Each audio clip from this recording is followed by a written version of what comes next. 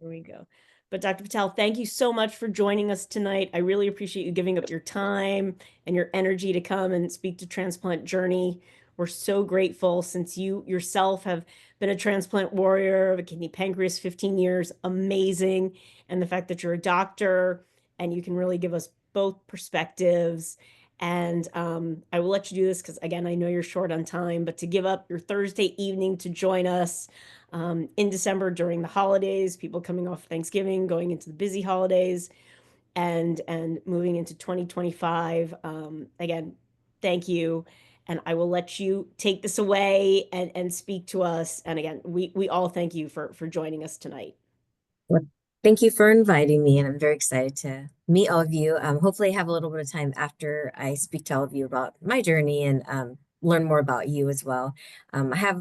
I realize I'm on Central Time here because I'm traveling, so I actually might have an extra hour because I realize that you're on Eastern Time, so that gives us a little bit more time to get to know everyone. So, wanted to let you know. But I do have a hard stop at 8 Central Time, so just letting you guys know. But I'm going to go ahead and get started. I did a little PowerPoint presentation just to kind of guide us and give you a little bit more insight into my journey. So let me share that real quick. Again, technology is always a problem because I'm so used to using Teams, which is a little different than Zoom. So let me see how I share this. Oh, here we go. All right. Can you guys see that okay? No. I think it'll take us a few seconds. Yep. Make sure you can. You may have to authorize it, Jen. There you go. Yep. Should be able to. Is it working? Oh, here we go. I think I got it. Is that sharing? Nope. Nope. Huh. Interesting. Okay. Oh, here. I go through this all the time. Share. There we go. Now we can see. Press share. That's why. Okay. Sorry about that. So, just going ahead. So a little bit about myself. My name's Sejal. And you feel free to call me Sejal. You don't have to call me Dr. Patel.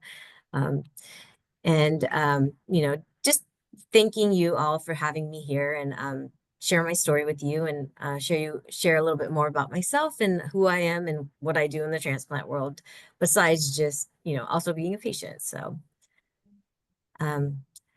just a little bit about myself. I do work as a physician. I worked as a clinical research physician post-transplant after I got my transplant. So did that for a little bit and just recently moved to industry. So now I am a medical science liaison and kind of do a little bit of different things than I used to. So I am a 2-time kidney transplant recipient and I've had a pancreas transplant as well. So a little bit of my background and moving on. So this is a little picture of myself, a little funny. It's when I was actually diagnosed. It's very old, as you can see, but when I was diagnosed right before my transplant. And so I actually found out when I was 10 years old that I had type 1 diabetes. So that kind of started the journey of how I ended up with the kidney and pancreas. So this is actually me in India. So I went to India, and the theory is that I had developed an autoimmune response to malaria that I'd caught in India. So thought I'd put that picture up just to kind of give you an insight about that. And so I was diagnosed with type 1 diabetes at 10. And, I know that, a couple of you have had SPKs and we all know what that journey's like. But, having an SPK that drastically changes your life, having to take, or not an SPK, but just getting diabetes changes your life. So had to take injections all the time, as you all probably, the ones that are SPKs or type 1s have known. And so kind of did that and ended up just through always motivated from the time I got diagnosed with diabetes type 1 to be a doctor. And it was more a personal journey. And, learning that I was diagnosed as a young kid and being either shafted to going to see like really, being shafted to either see doctors that were super young, taking care of really young kids, or doctors that were taking care of really old kids. I mean, older patients. I never felt like I really like had a place. So my goal was always to be an adolescent physician. So, you know, that started my journey of what I did. And so I started volunteering and doing a lot of that through high school. For you know the healthcare, and eventually decided to go to medical school. My plan was to be an adolescent medicine doctor for endocrinology and take care of kids like myself. So that was my goal initially. And so you know, went to med school. Used to go out there with my pump, all my supplies, and you know, head out there. And then eventually came back from med school. You know, I was studying for my residency. Actually got into residency at UMC at the time. At the time it was UMC. Now it's Banner, Arizona. And so I actually was going to ended up getting into an OB-GYN residency program. And this was because my dad knew the director. And so was able to kind of, you know, start there, and had a plan to like eventually move into internal medicine, do that for a year, and, you know, at least have my foot in the door and kind of do that. But then, you know, 2 months into like actually starting and preparing to get into my residency, I ended up actually finding out that I was anemic. And so ended up having to go to doctor, and my doctor didn't really know what was going on because my blood count was like 6. So I didn't really have an idea of what was causing that to happen. And so went to GI, went to everywhere, like pretty much every doctor, to see if there was actually some sort of blood loss that they could figure out. And no one was able to figure out anything. And then ended up going to a hematologist, oncologist, and they were giving me iron supplements and all of these things, and possibly thinking it was some sort of leukemia. And like, you know, I was tested for everything under the sun pretty much. And then 3 months later, I had from that whole journey, about a year or so, went to my endocrinologist, and out of the blue, you know, this whole time my creatinine was normal. It went from normal to 2.5. So crazy experience. At that time, my endocrinologist freaked out, sent me to a nephrologist, and he actually thought it was something that steroids could probably cure. So some sort of immune thing. And honestly, like, they sent me for a biopsy and they were not able to figure out anything. They had multiple pathologists look at it, and it wasn't actually diabetes damage, and the result came back idiopathic. So at that point, my doctor was like, hey, let's send you up to Mayo, because I had not, you know, was not going to, there was no plans to start me on dialysis for a while. So he wanted me to get preemptively waitlisted. And I think at that time, policies were different, and there was certain amount of time that, or you had to actually start dialysis to be listed. And so at the time, Mayo was one of the first centers that actually took patients preemptively. So went up there, and then I was lucky to meet Dr. Reddy, who was like, you're a diabetic patient, let's do an SPK on you. And so he's, you know, obviously doing a pancreas and kidney helps you keep your kidney longer, because eventually diabetes kills your kidney. And so that was a plan. And so, you know, I heard that the wait list also for dual listed patients is a lot shorter. So I was, you know, they were telling me it could be, you know, it could be tomorrow to like the day that you get waitlisted, you know, all the way up to 2 weeks. Most patients get it really fast. And so I was thinking like, oh, this is going to be great. And so, you know, it's like, and I kind of really honestly just was waiting for the next day. And I ended up actually, you know, going through a couple of things here. So this is not after my first transplant, but actually my dog right here, Ruby, is a dog that I got is a crisis dog. Pretty much, I need an emotional support dog. And so my family was against getting a dog. And so I was like, I need a dog. And so Ruby actually came along right after I found out about my diagnosis. So I had to put a picture of her and give her props. She's passed away 3 years ago, but yeah, so I had to give her a little shout out.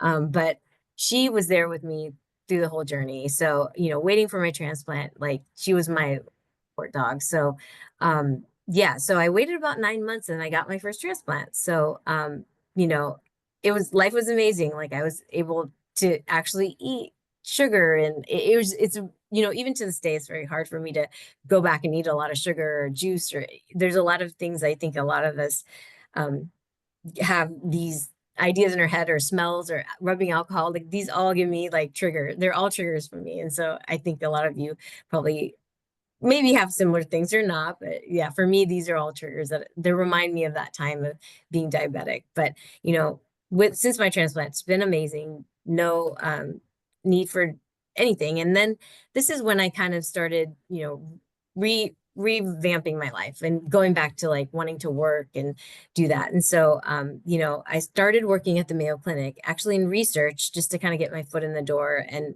at this point, we had moved to Phoenix because we were in Tucson when I first found out. And we wanted to be as close as we can to my transplant center just in case anything happened. And so actually it was amazing to meet Dr. Chikura, and she allowed me to work with her and just get some research training, some experience on my resume. And I really didn't know what I was going to do with my life at that point because I was told, you know, being highly immunocompromised, it's very risky to be seeing patients and things like that, which I come to find that it's not actually. But at the time there's all these things, and just getting something such a precious gift, you don't want to like ever risk anything. So kind of took a different route and decided to work in research for a little bit until I could figure out what I was actually going to do and get healthy. And I actually had quite a bit of complications afterwards.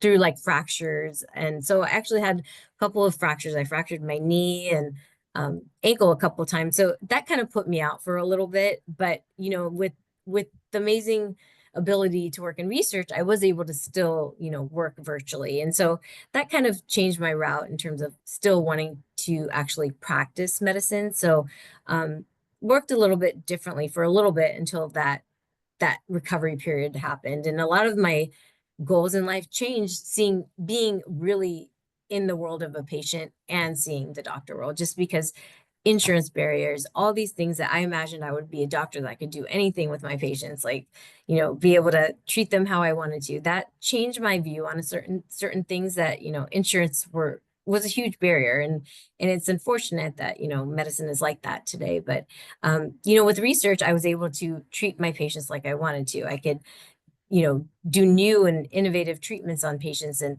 give them a different way to cure whatever was going on with them. So I really found that really exciting for myself. And so I decided to pursue my career as a clinical research physician. And so started working different areas, and really I started working in oncology mostly for pediatrics, and then found myself really just wanting to go back to Mayo and working in transplant. So worked there for a while. But along the way came my niece and nephew. So, I am very appreciative that, I was able to actually be able to see these two little kids grow up. And, if I had not had my transplant, I probably would have never met them. So, that's always something I got to give a little shout out for those Hey, two. Kamal, my name is Aiden. I'm here to help you today. Pierre, can you tell me about yourself and your situation? Question mark.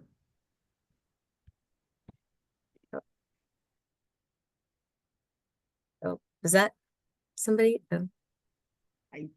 Sorry, I don't know what Sorry, I was supposed to be muted. Sorry about that. No worries. I was like, oh, okay. I thought I was. Okay. Anyways.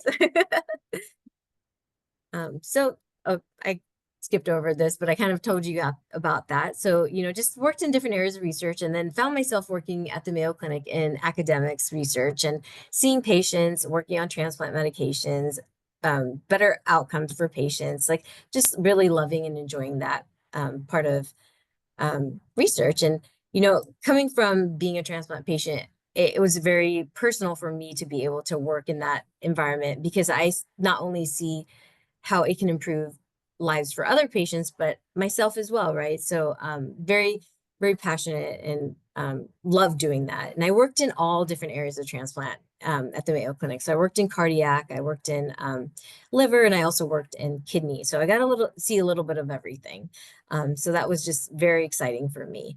And during my journey at the Mayo Clinic, as we all know, our kidneys, especially with deceased donors, last about 10 to 14 years. So during that time that I was working, I actually found out that, again, I would probably be listed for a transplant. So that's when my second transplant came in. And so during that time, I was working at Mayo, and I got listed preemptively again. And so I had a little bit of time to like spare. So I got listed around 2018 for my second transplant.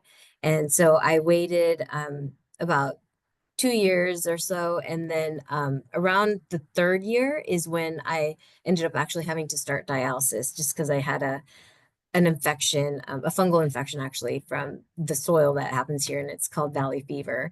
And so that kind of killed out any kidney function that I had remaining and emergently started dialysis. So I got a little bit of experience from, doing clinic hemo to home hemo to PD. And I would, I I know a little bit about everything. So if you ever have questions about which one you should choose or, want to know more, let me know because I did everything because I was very, very finicky about what I wanted to do because I wanted to have a normal life and still be on dialysis. I wanted to work and I was working 40 hours a week and then I was still doing dialysis. So I really needed to find something that worked for me in my life and my schedule to be able to maintain that.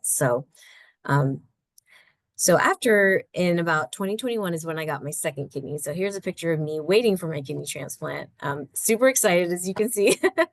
And so, I recovered pretty fast after my second transplant and started working about 4 weeks after because I really just wanted to go back to work and be productive again. So um, worked again, and then I worked about 2 years in this leadership role at Mayo, and it was very business heavy. And I am not a business person, and I do not enjoy it. I don't have fun with it, and I really just miss working with patients. And I loved working with clinical medicines, and I loved working, seeing patients and working with the doctors. And so had to, got an opportunity. Actually, someone had reached out to me about a position where I'm at currently, and that's at Transplant Genomics. So I work here, and the move from academics to industry was quite different. Everything's very fast paced, very innovative, you have to be on top of it. You have to know exactly what the current treatments are. And so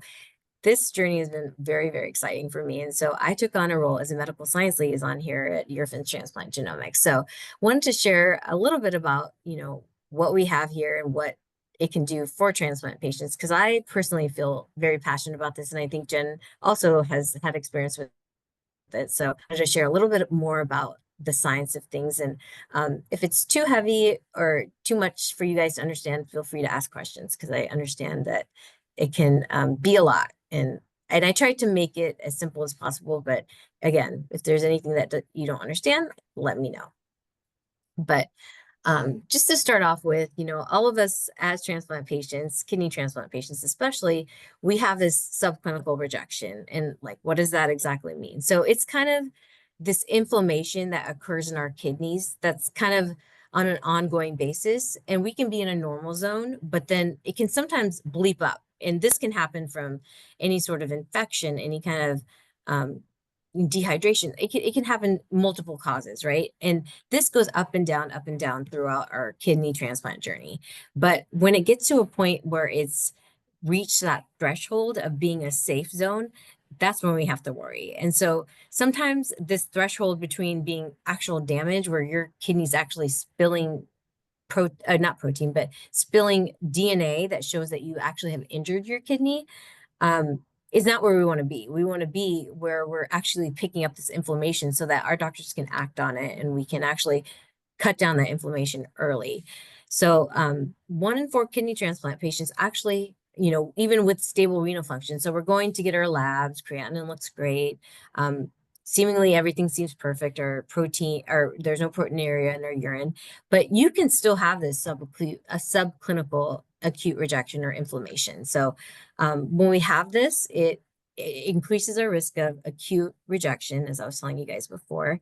Also, we can build DSAs, and probably this is a little bit on the complicated side of things, but these DSAs, if they start building up, it starts building this antibody rejection in your body, and this can cause permanent damage in our kidneys. So we don't want these to happen.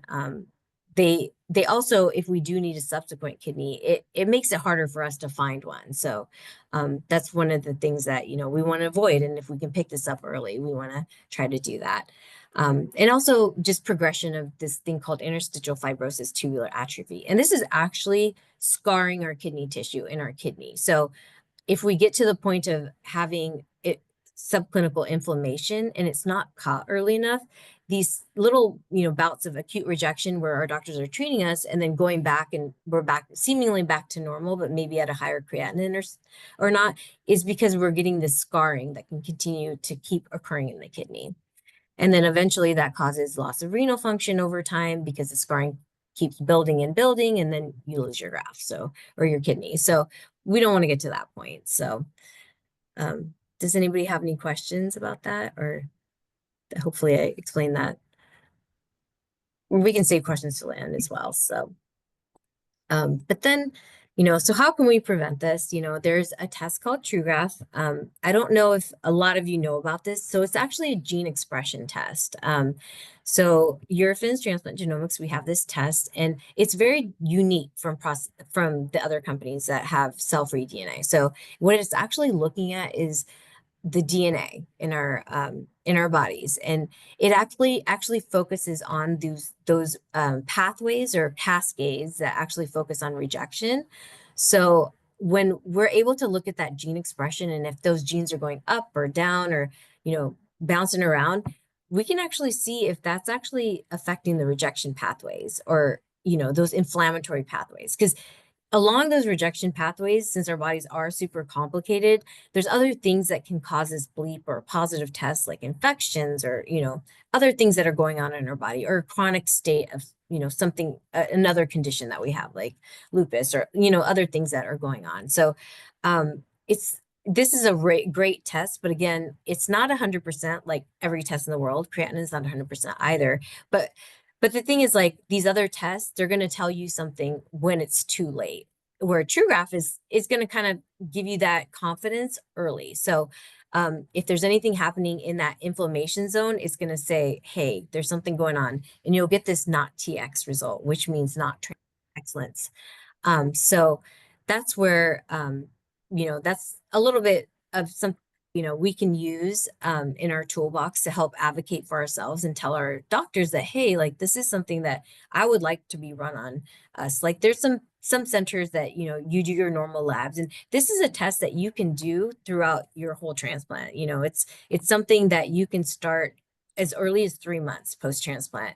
And it's literally a test that surveils you, that watches you over time. And it can also be used as a guide. Like, if your test is TX, which is transplant excellence, your transplant's doing great, and it turns to not TX, even though clinically you look normal, it can help your doctor decide if we get 2 not TXs in a row, like maybe you want to do a biopsy in this patient before something else happens, or, whatever the provider is that would recommend for you as a patient and knows you, that it's a great tool in the toolbox to advocate for yourself if that's something that you're interested in.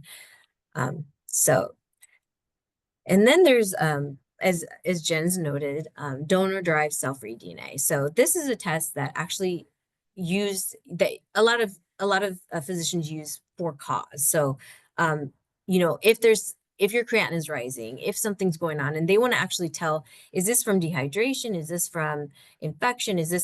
What is this from? Like, this test can actually be used to kind of help the doctor actually decide, hey, should we do a biopsy and actually see what's going on and what extent is happening in the patient? Because this marker is not going to start going positive above that threshold of 0.7 until your kidney's actually spilling donor-derived cell-free DNA, which is actually cell-free DNA that's spilled from the donor kidney. So this will start mixing with yours, and then that's how they get that percentage. So when it's a high above 0.7, there's a high suspicion that there is some injury happening in the kidney, and we don't know what it's actually from. So it's a great marker for that cell injury. And, again, not 100%, but it gives us extra tools in the toolbox for our doctors to have more of a precision-based the way of treating us. So, and, another thing to note too is that, a lot of us are doing well, but when we hear about side effects of the long-term immunosuppression, the main causes of death with function come from, malignancy or infection or, cardiac issues or other causes. And, we can see this is actually from a study done at Mayo. And we can see that, the actual people dying with functioning grafts is actually outpacing graft failure. So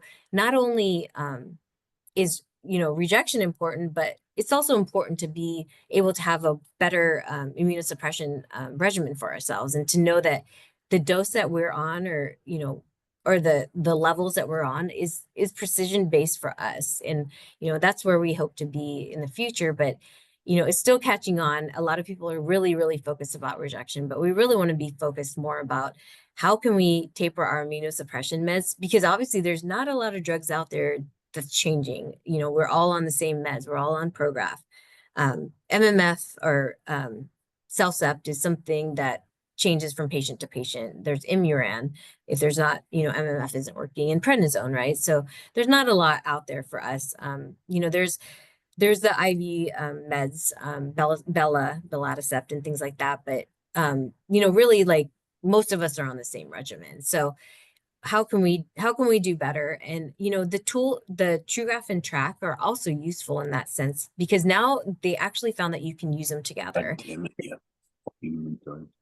And so that actually increases that rule in factor. So we can actually see if it's actually positive, and it really better than just the test being a rule out test. So that's another thing that I kind of wanted to touch on a little bit too, and how we can actually use these multiple monitoring tools that we have. So there's a test called TTV. It's actually a virus that all of us have. And they've noticed that in transplant patients, it's actually a little bit higher in that first year compared to normal patients. And so we have this test called the TTV, and it's actually going to come with the test called Track ID, which actually just got approved December 2nd. So your doctors can order this. And what it does is it actually has the track part, which is the donor-derived cell-free DNA, and actually the ID portion, which is actually capturing a lot of the infections that we are ridden with, right? BK is one that kidney patients are always looking at. CMV is one that affects all organs. And then on top of that, we have TTV, and TTV is specific because it's pretty, it's not going to affect you in any way. It's not going to make you sick. But what it does, and studies have found, is that it actually correlates with immunosuppression. So when we have a high TTV level, it can kind of sometimes mean that our levels are too high.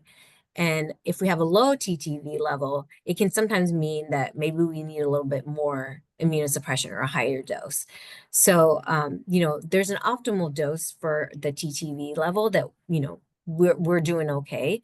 But, ultimately, like, this can be a tool for our physicians to, like, hey, if this patient is too high, then maybe we can lower their immunosuppression, and then maybe do another TTV and kind of get them to the precision-based immunosuppression they should be on. So it's another tool that you can possibly bring up for your physicians. And then along with that, do TrueGraph and Track, which can kind of tell you if rejection is actually occurring if you're on too low of a dose or too high of a dose. So super, super cool tools that are coming up. And obviously 3 of them are approved now, which is TrueGraph, Track, and Track ID. And, now your doctors are able to do TrueGraph and Track together, which actually increases the validity of the test. So makes it super exciting for us. And, just kind of looking at the future advancement for us as solid organ transplant patients is we're kind of moving into the lung and heart space as well. And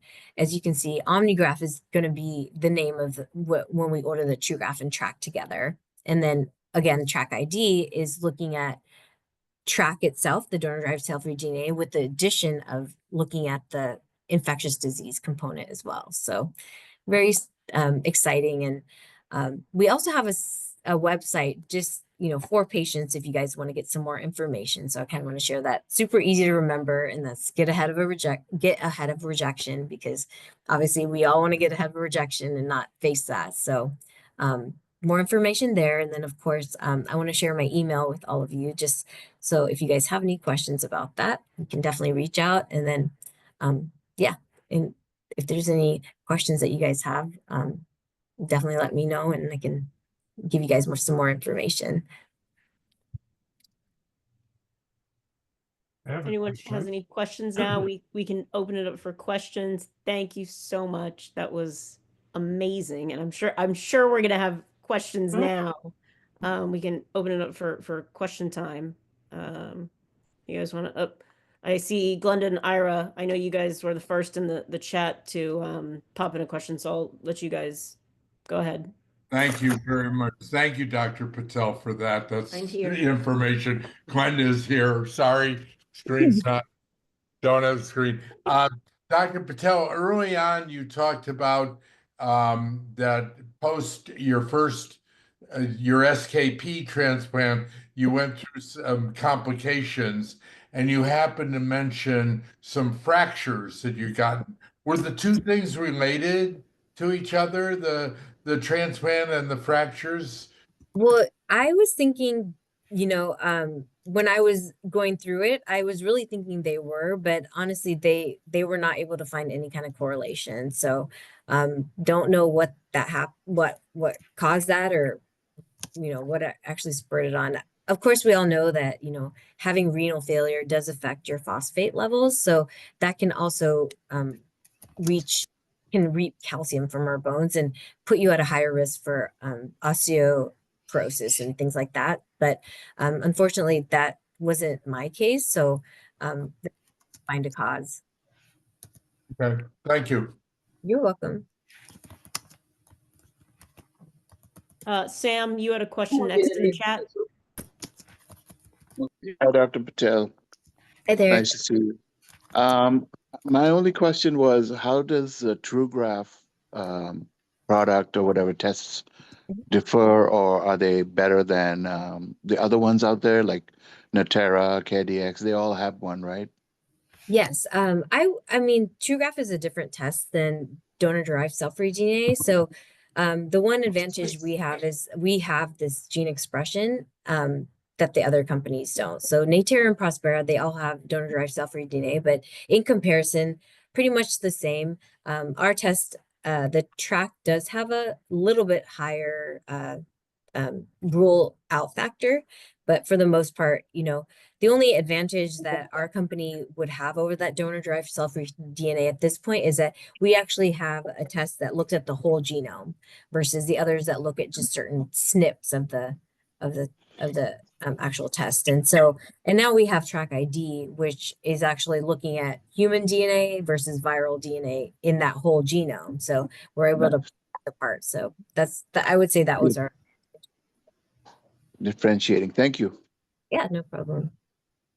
And I would say this, guys, just obviously no doctor here, but being that I was part of the kind of, Honor the Gift coalition and stuff, which was a real privilege, making sure that patients were not left behind, sorry, to cover the costs of this, because CMS for a while was not going to be covering the costs of this, and patients were going to be on their own and have to worry about not being able to cover the costs, right? There was a real period of panic going on for quite a while, and thank God now we are not going to be in jeopardy of losing this coverage. So really grateful to all the organizations that came together to really fight and go to Washington and argue and present the case, and really why this is pertinent and we can't risk losing this coverage is just really because this is our first line of defense, that something so simple as a blood test first, why would we go to a biopsy when literally it's just one more tick of a box and a vial of blood? When we're going for our labs, sure, throw in another vial instead of going to a biopsy, which is far more expensive, far more invasive, far more traumatic for patients to have to undergo, when, like I said, it's just another vial of blood that we're getting for our lab work. Made no sense. So if you guys can literally, if there's concern here or the possibility of rejection going on or taking place, or literally keeping track and speaking to your doctors, I would advocate for yourselves and speak to your doctors and say, hey, listen, this is what I would like to have. So David, if there's concern here about your kidney, speak to your team and say, please, I would prefer to go this route rather than a biopsy. Now, I know certain centers, you know, a biopsy is the gold standard, but really truly advocate for yourselves and say, this is the route that I would prefer to go first. Yeah. Got it all written down to send a message out to the transplant center tomorrow. Nice, nice. Yeah. And can I bring up one thing? I sent a message, a private message here to Dr. Patel, because when she put up the last slide, her email was there, but it got taken down before I could copy it. So I don't know if you can post that somewhere for us, Yeah, even in yeah. messages. I'd Yeah, I appreciate can, and I can send it too if anyone needs them. I'm happy to forward that along also. But yeah, absolutely. Mhm. That would be Thank you. great. Yeah, yeah, absolutely. Sure. Thank you. Yeah. So mind if I ask a question? Sure. Go ahead. So, Dr. Patel, I would like to know, I'm being asked by my team, since I've had some skin cancer issues lately over the last couple of years, to change my tacrolimus and mycophenolate program to sirolimus. And I have a meeting with them on Monday, but I figured if I could talk to you first, I can have some more questions for them. But the issue I'm thinking about is she said that I would be put on prednisone to go with that. Is that a permanent situation or is that a temporary? Do you know offhand?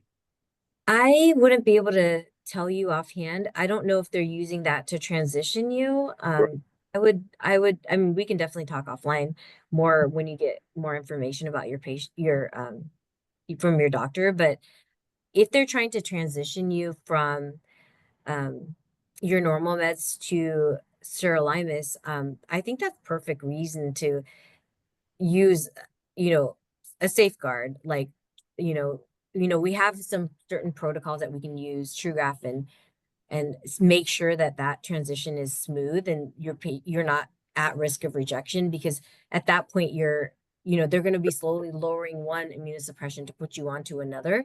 And sometimes that transition can be hard because there can be bleeps where you may, go into that area of rejection or inflammation, and we don't want to miss anything. So Sure. if you want to share your physician's information with me, I can definitely reach out as well. Well, I'm still doing the research to make that decision. They want to know like the end of January. I have a meeting with the team and all that. But trying to do my research on my own to try to get the information so I know what to go in and ask the right questions about. I know I'm a little over 8 years post kidney and simultaneous pancreas. Okay. Yeah, we can definitely talk offline. Yeah, I can help you with your research.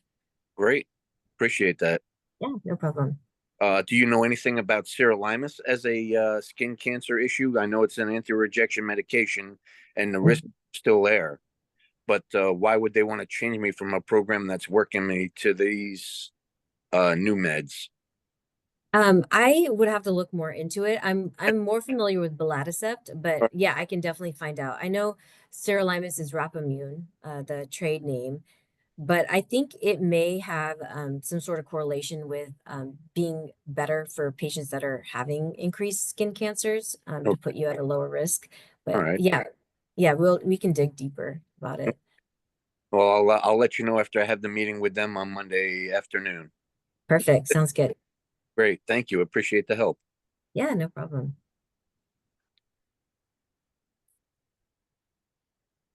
And I understand you're a MedStar doc now.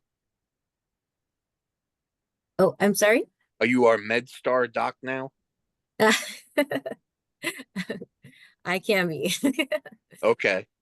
I mean, that's who I go to see. I see Transplant at Georgetown. Okay. So just so you have a basis. Okay. That sounds good. Yeah, I think that's on the East Coast. But I can definitely, if you give me the name of the physician, we can definitely see if they're, ordering the test and Right. see if, facilitate that transition. My nephrologist with the team is Dr. Alexander Gilbert, Girt. Okay. And he MedStar hospital.com, I believe, is the way they connect. Oh, okay. Okay. Yeah, definitely send me that information and I can, I don't think they are ordering, but I don't know the names on, since I cover everything west of the Mississippi. Yeah. I can definitely reach out to the MSL that works on the East Coast, and I'm sure that they can give me a little bit more information. All right, sounds great. Appreciate it. Jamie, I see your hand is up, and then Remy. Yeah, I'm just curious. Hi.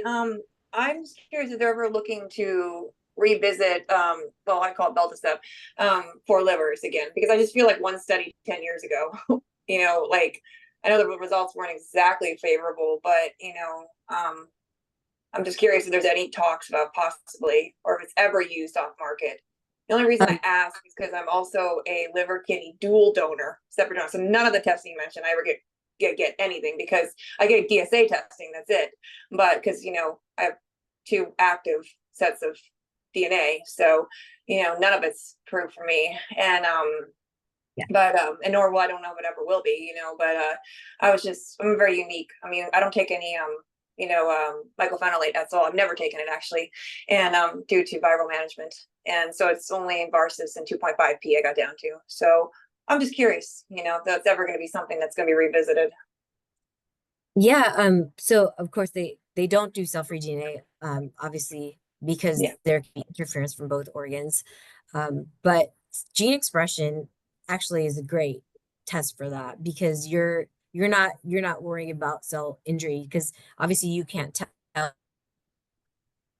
where free DNA could be the liver, it could be the kidney. I know Prospera does do it on multi-organ transplant patients, but from the data that our studies have shown here at my company is that gene expression is great for multi-organ transplant patients, just because you're bypassing the whole tissue injury concept. So you're actually just looking at the genes. Are they approved for dual donor though? That's the issue. So they are approved for a dual recipient, a dual organ transplant with the same donor. I'm asking double donor. Yeah, no, I totally understand that. Yeah, I don't think it makes a difference, to be honest, because if there's something happening in either organ, you're going to still have that gene expression regulation. So it's more organ specific, to have those pathways light up that are rejection focused in the gene expression. So, but I think the cell-free DNA would definitely not work for dual. It's not approved too, so it's like I can't get AlloSure, I can't get any they won't, insurance won't approve it because it's not FDA approved for livers. So that's the issue. Yeah. So even if I wanted to, because of that, they do it. So yeah, the biomarker world is very different, because you don't actually have to have FDA approval for those drugs. So yeah, but I mean, if you're interested in seeing if you have any sort of immune activation, or any kind of inflammation occurring, your doctor can most certainly order TrueGraph. And if they have questions, you can definitely have them reach out to me, because I can kind of give them some data that we've used on certain sites, like Cleveland Clinic uses on multi-organ transplant patients, and even hook them up with some of the physicians that are practicing out there that are using it on multi-organ. And they did use it on liver and kidney, and I think obviously Pinker's kidney and heart, kidney, so multiple different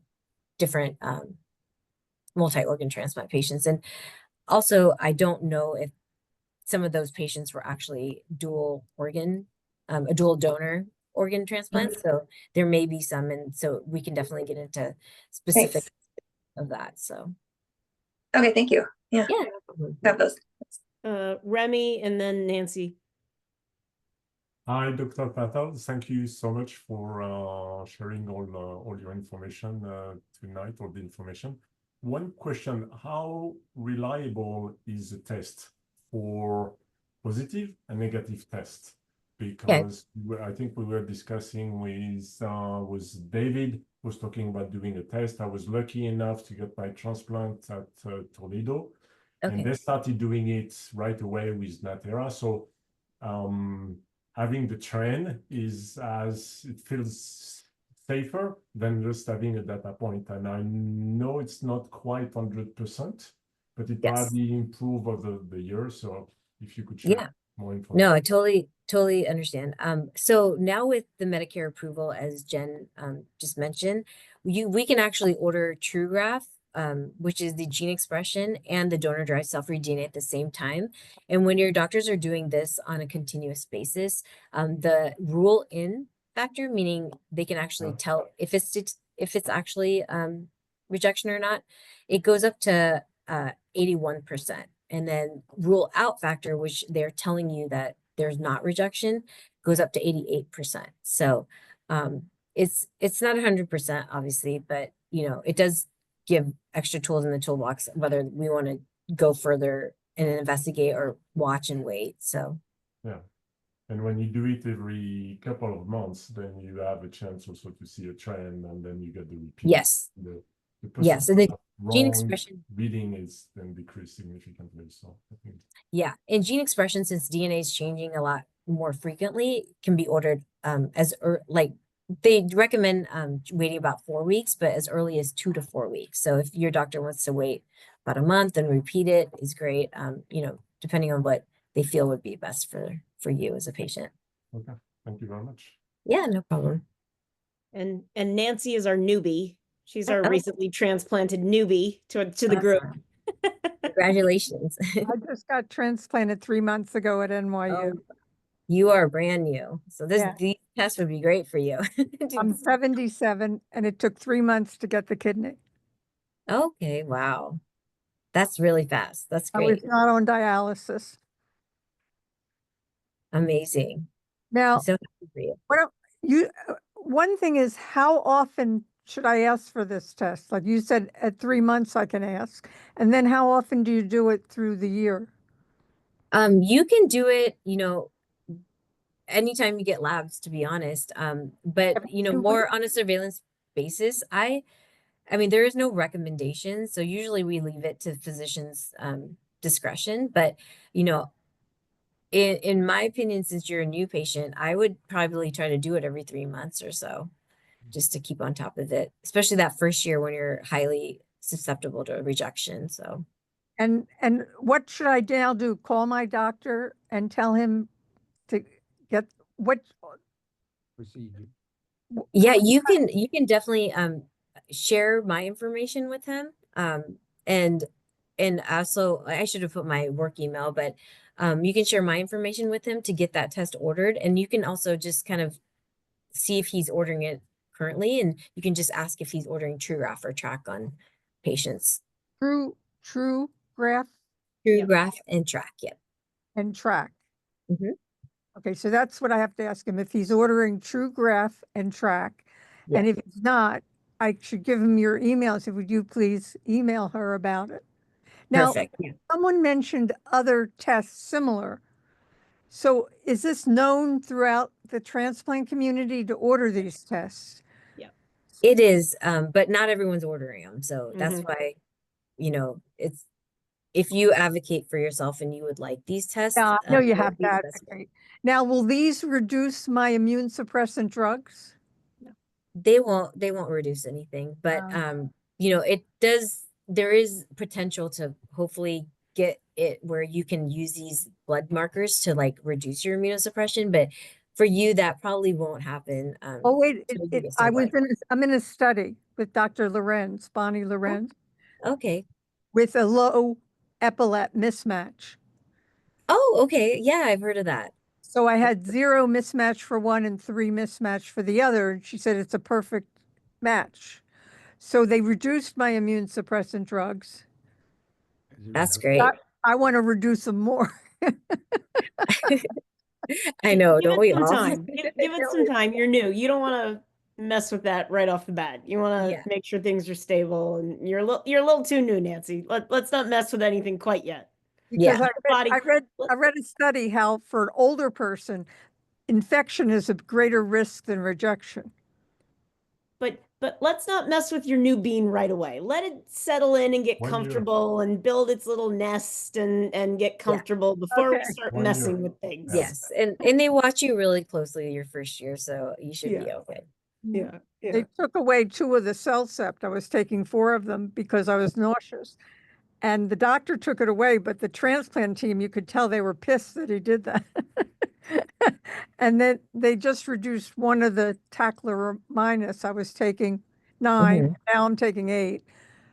because my tacrolimus blood test came back 8, and it was high for what I'm supposed to be on 6.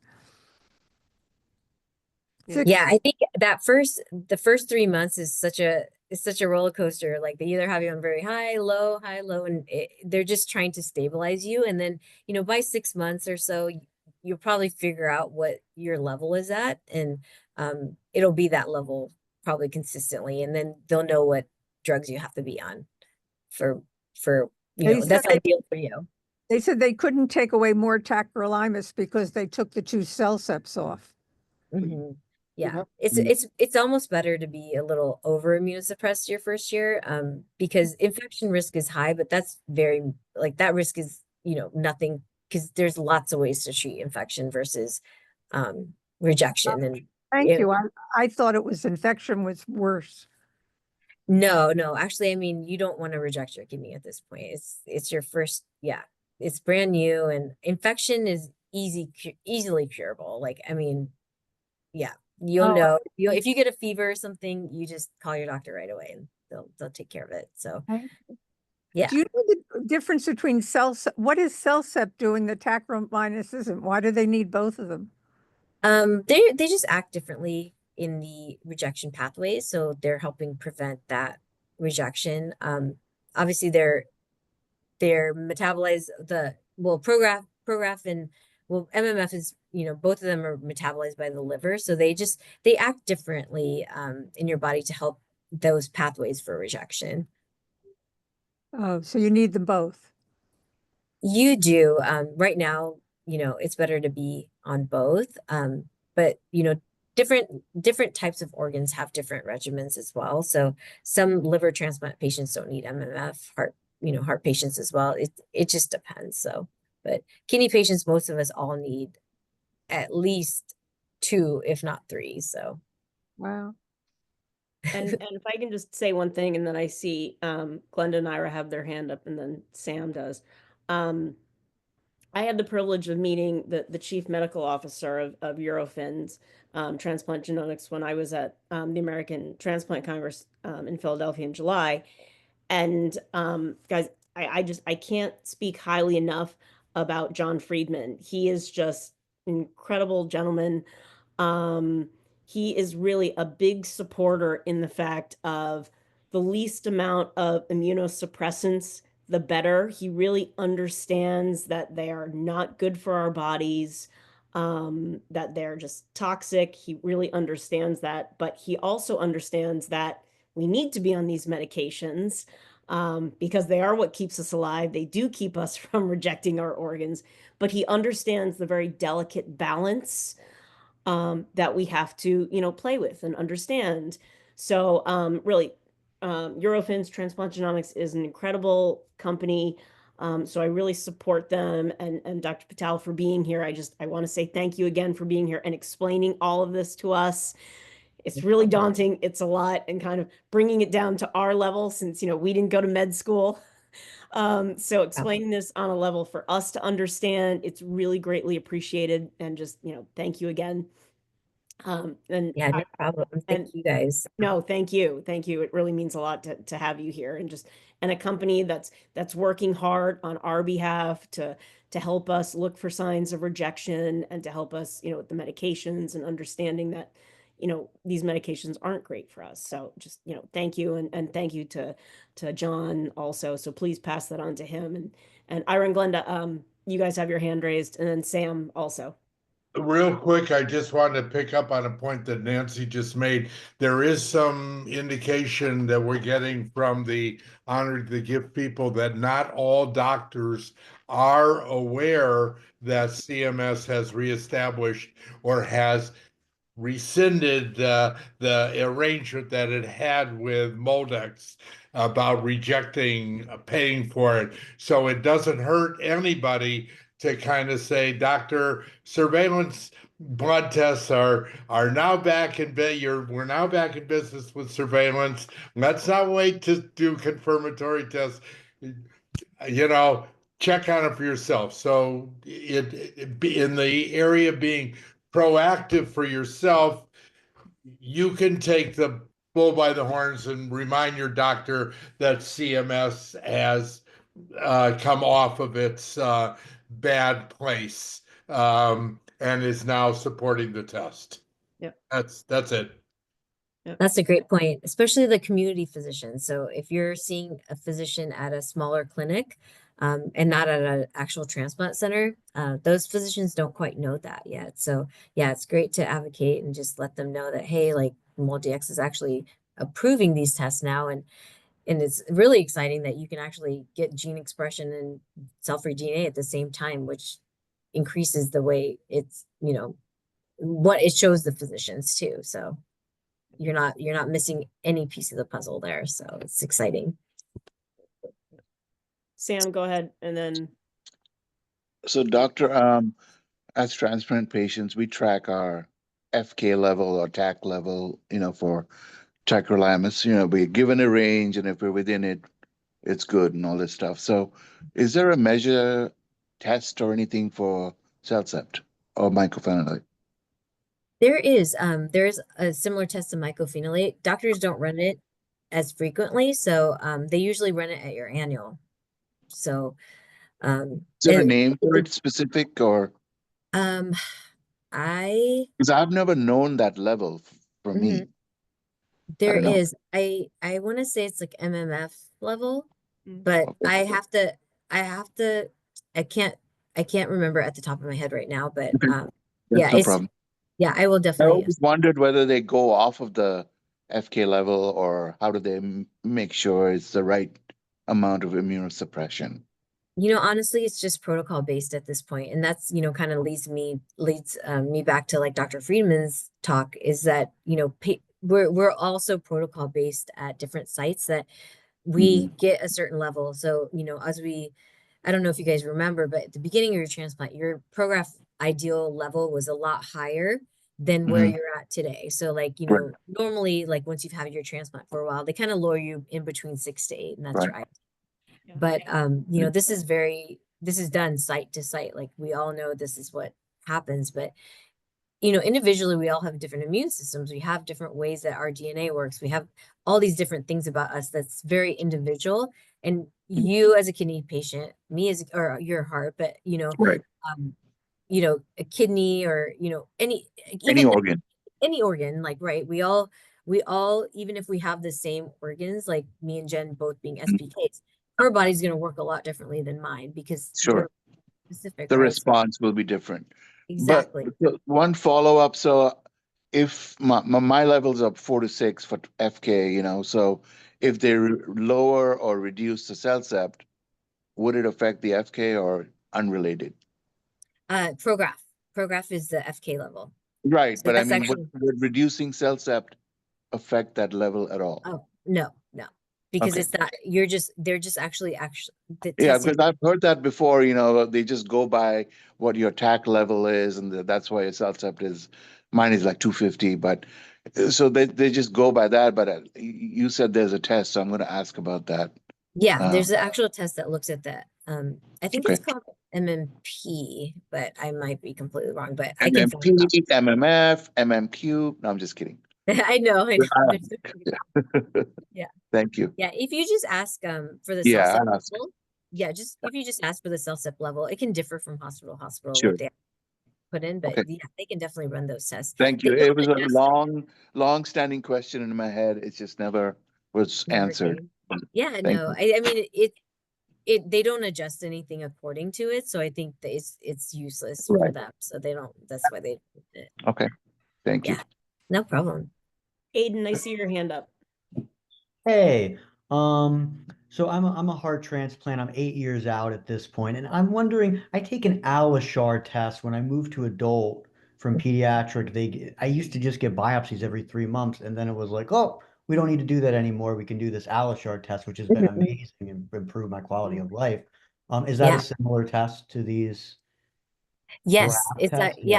it's a donor-derived cell-free DNA, and what's exciting about that is that CareDx actually has a heart-specific one. Unfortunately, Eurofins Transplant Genomes, we haven't moved into that heart space yet, but CareDx definitely yeah, that test is supposed to be amazing because the heart It's is, been great for me. It's really like, I mean, they'll come to my home sometimes when I'm not able to make, because I'm like 3 hours from New York City. yeah, that's And then exciting. I have a follow-up, and this is kind of maybe a loaded question, but I have a little group of my own and like for support. And a thing we talk about, a theme we talk about is how the doctors obviously have good intent for us, but sometimes they don't understand our experience. So I'm wondering from your perspective, since you're obviously a really interesting case because you're practicing and you're living the experience. What did your diagnosis, how did that change how you practice and how you think about the medical complex in this country? Yeah, that's a great question. I think, honestly, I feel like patient's voice doesn't always get heard. And so that's why I'm a big proponent of just, sharing, um, like in groups like this, and also just, you know, they don't live our lives, but if, hearing from a patient side of things, like I really try to tell patients, when I tell about the biomarker, a lot of doctors are like, I don't want to do this, too much work, whatever. But if they hear it from a transplant patient, it does make a difference, because if you're able to, even not even being a doctor, like if you can tell them, like, I heard that, these tests can help with this or that, is just, I think the more we share about ourselves and what we're going through, the more they can have that better understanding, and we can actually educate them as physicians as what our lives are like. So I think, being a quiet patient is great because we're not problems, but at the same time, like speaking up for yourself, questioning things, using that appointment that you have with them to really understand what's happening with your body and being in tune with that. I think that's honestly the best way to Oh get yeah, you to got to have be a this pain in the ass as a heart transplant or any transplant patient. any transplant, right? You Any got to patient in be. general, I feel like I all had about. one doctor who I was kind of getting into arguments, discussions, whatever you want to call it with, for like, well, I just want to be friends with you. And I'm like, I don't want you to be my friend. I'm not getting drinks with you after my appointment. I'm trying to get good care for myself, you know. That's okay. You can do that too. Doctors like friends. Patients can be cool. Well, okay, well, thank you for answering that. Yeah, It's a no very problem. interesting perspective for sure. Yeah. Yeah. Tom, I see your hand up. Yes, my name's Tom Graham. I live out in Reno, Nevada. I've talked with Dr. Patel a time or two. I got a kidney pancreas 6 years ago at the Mayo Clinic, which the pancreas never worked. They took it back out the next day. Oh, But 13 months later, I got a second pancreas from a totally different donor. But the answer to the mycophenolate is there is a test, because I was looking through I know I've had it. And so I was looking through my Mayo chart, but it's the EXTM microphenolic acid serum test. There And you go. wait, one more time. Sorry. it's called, what's that? Put Oh, it in the chat. you're making me work too hard. I'm an old man. I think you I can can- do it. You could, You if know, you could it's- repeat it, it's- I'll type it in the chat for everyone. I will. But it's the microphenolic acid test, and Okay. they've done it a couple times on me. I struggled with my tacrolimus for most of the first 5 years, and I've been up and down and all over the chart. And I finally got off fluconazole the first of this year, which is the drug, the Mayo was making me take for the dirty ground. And I don't know, I forget what that is. You had it, so Dr. Patel. But I've really stabilized this year with my tacrolimus, so I'm happy about that. I'm very, I'm truly blessed in life because of organ donation. I go by Tom_transplant on Instagram because I do a lot of organ donation work in Northern Nevada. It's the only way I can truly honor my two donors.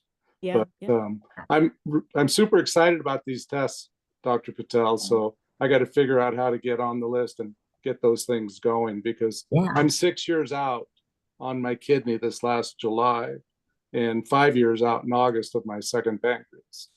That is super exciting.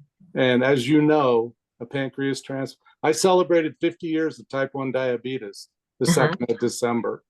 And as a kid in 1974, I was 16. when I was diagnosed, and it was a death sentence back then. And, you know, here I am today, truly blessed in life and very thankful.